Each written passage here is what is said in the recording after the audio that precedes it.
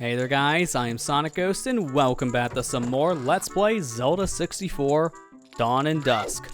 Last time we explored the dust side here of Dawn Dusk and we got ourselves the hammer, allowing us to fully explore the remaining areas here in Dawn Dusk. And we're starting here in Dawn Grove, as here we saw a red stone that was next to the shop in this area that we couldn't do anything about beforehand. But now with hammer, we can go ahead and break open this rock, and if we do so, this will reveal a piece of heart. 3 down, 1 more to go, and that'll make for all of the heart pieces collected here in this Ocarina of Time ROM hack. But before we leave here, I do have a full wallet of 99 rupees, so let's go ahead and stop at the shop and buy ourselves a fairy spirit. We can also buy ourselves a red potion at this point too, as these are the 2 different items that we'll want to have into our bottle that will help us anytime we're low on health.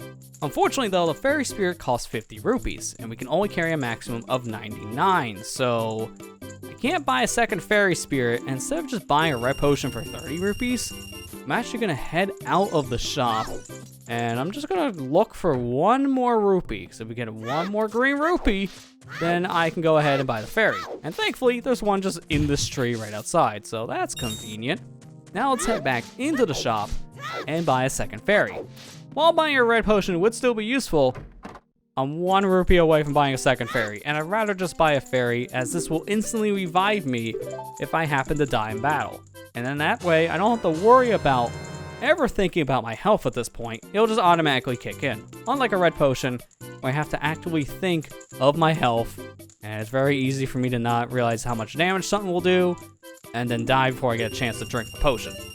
As we mentioned in the very first episode of this playthrough, green potions are worthless because there is no magic here in Dawn Dusk. And that's all green potion will do.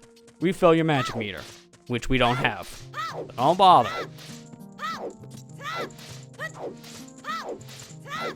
But now we're done here in Dawn Grove. There's nothing left for us to do in this area, so now let's head our way back over to the Dusk side and make our way back over to Great Dusk Chasm, because there is something over there that we need hammer for. And now with hammer, we can continue forward. And thankfully, it's not that far away. The whole world here of Dawn Dusk is pretty small, so it's very easy to go back and forth between the Dawn side and the Dusk side here, which is very convenient. But that is the nature of how this game is structured, as this is really more of a technical prowess kind of ROM hack, just showing how you can make a game on the 64 DD. So that's why this game isn't really terribly long. In fact, we're very close to the end of the game already. By the time we're done here in our next upcoming section, then we'll be 1 step closer to beating Dawn Dusk. And to open that final section, we use our hammer here on this rusted switch, which will open this door here in front of us. And now, with this doorway open, let's head down into this hallway to enter into our final major area here, the Dusk Palace Gardens. As we see here, we got guards in the area, and we gotta be very careful with the guards, because if they see us, they'll throw us out, and we don't want that. Unlike going through the guard section in the normal version of Ocarina of Time, I find this version to be a little bit harder in some areas, simply just because of how guards work in Ocarina of Time itself. They have really good vision.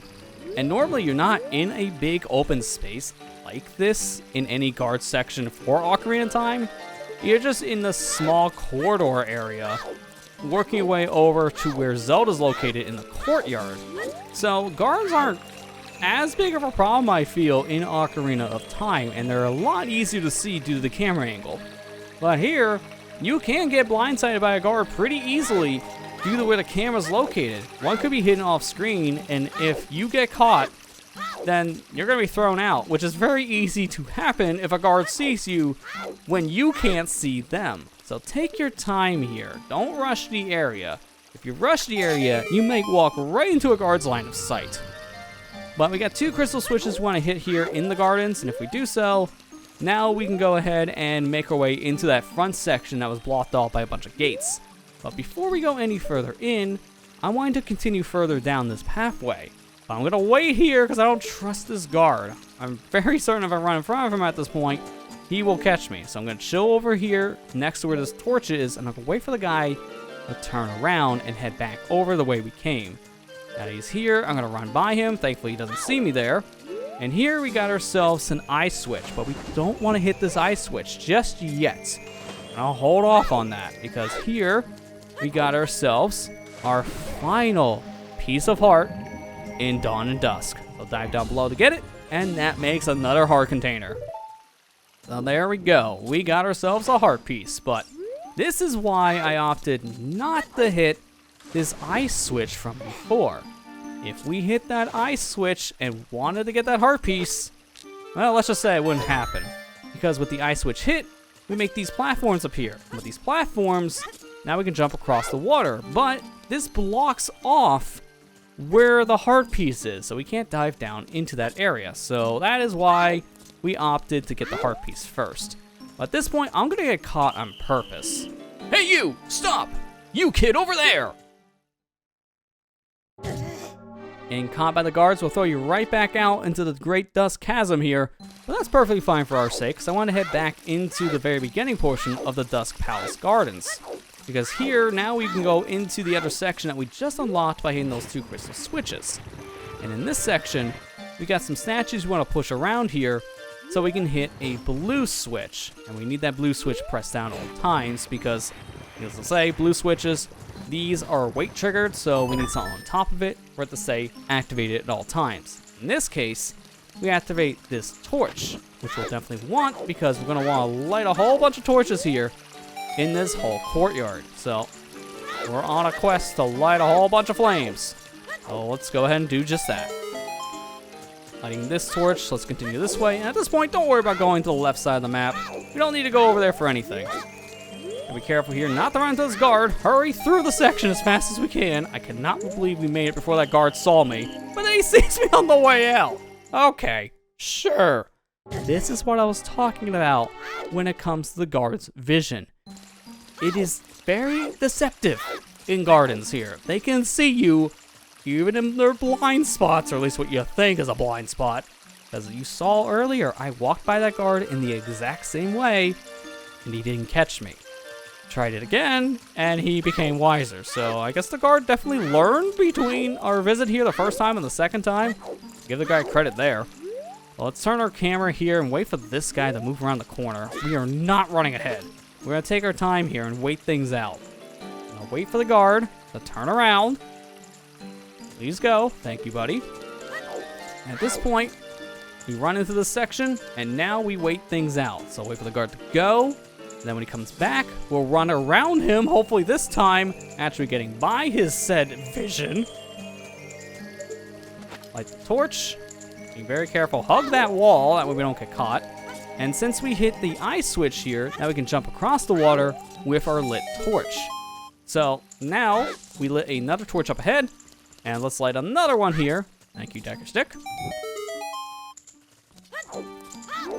Turn the camera so I can see what's ahead. Light this torch, being very careful. We're mainly just doing this to keep on resetting our torch time here on the said Decker Stick itself. So, lighting this one. Now we open up a gate here on our left side, or just right in front of us based on how the camera was. And now, light this torch, being very careful because that guard was right in front of us. I'm surprised he didn't catch me in the process here. And there you go. We made it to the end here of the garden section. And in this section, we got ourselves a purple chest. This is very interesting. The first time we've seen anything looking like this. Let's go ahead and open up this purple chest.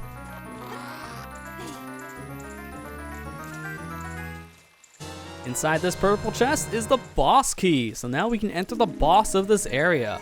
So this chest is a redesigned version of the boss chests from Ocarina of Time and Majora's Mask. I like its retexture look. It's really fitting for this world. It looks very nice too, the boot. Well, let's go ahead and make our way back over to the very top section here on our map and light our stick one final time, because here we got one more torch to light. And lighting this torch, we open the way to the boss here of the Dark Palace Gardens. Heading into the section here of the gardens, we now fight our final boss of Zelda 64, Dawn and Dusk.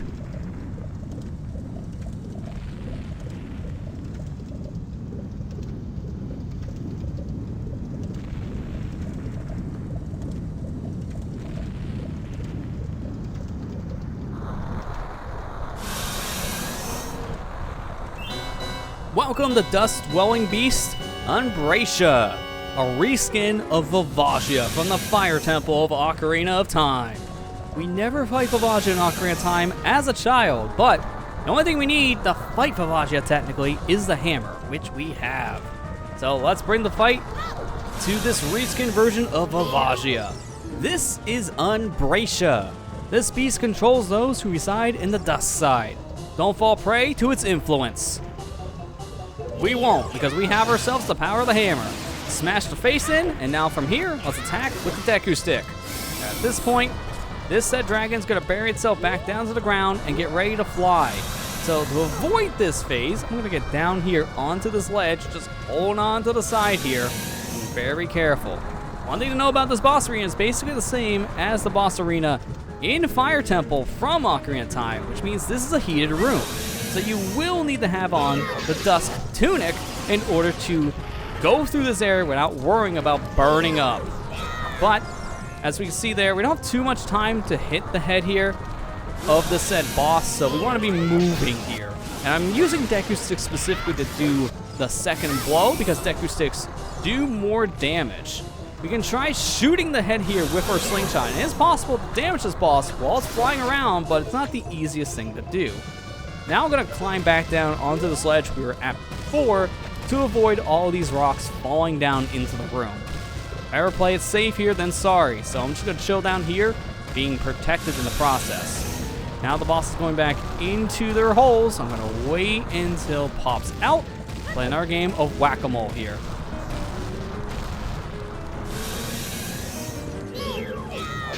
Jump attack the head, climb back up the ledge, hurrying up in the process.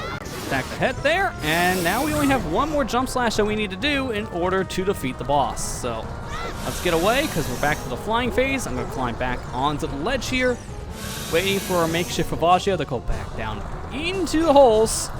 And now I'm ready for our final hit. Let's see where the head pops out. Right in the middle. How fitting. Okay, well, nice attack. And we're back into the flying phase, I see. I'm going to get back down here onto our ledge. Not going to bother. And it looks like this is the part where our boss is going to shake down all the stones again. So that's unfortunate that, you know, we're back into this phase. Just have to wait it out. There's nothing else we can do at this point to speed things up. We just have to wait it out. I'm going to wait around, see which head pops out of which hole. It's over here on our left. Target. Attack. We whiffed again. That's really not good. We're going back to a flying phase? Sure enough, we are. Once again, grab the side here and just wait for the dragon to go back into its home. Thankfully, it didn't take that long. I want to be very careful here, because one more good attack and we will die. But that's why we have the fairies in our bottle. I'm going to wait here. And once again, it's right in the center. So let's attack and finish this fight. And there we go. The boss is defeated. That was Umbratia. A very interesting fight here against the version of Vavagia here from Fire Temple and Ocarina of Time. It's honestly a really interesting fight, mainly due to the arena itself, as the fight is no different compared to base Ocarina of Time, but the arena itself makes the fight a lot harder, especially with the flame there in the middle. But now with the boss defeated, we wait for the head to burn up and grab our final heart container, making for a total of 7 hearts here in Zelda 64 Dawn and Dusk. One thing to note before we go into the blue war is that there is health technically in the boss, because if you jump down to the edges here, you will actually find yourself a pot here that if you break open will reveal a fairy. So if you ever need health, they are kind enough to put fairies here in the final boss itself. Well, now let's step into the blue warp and get out of here.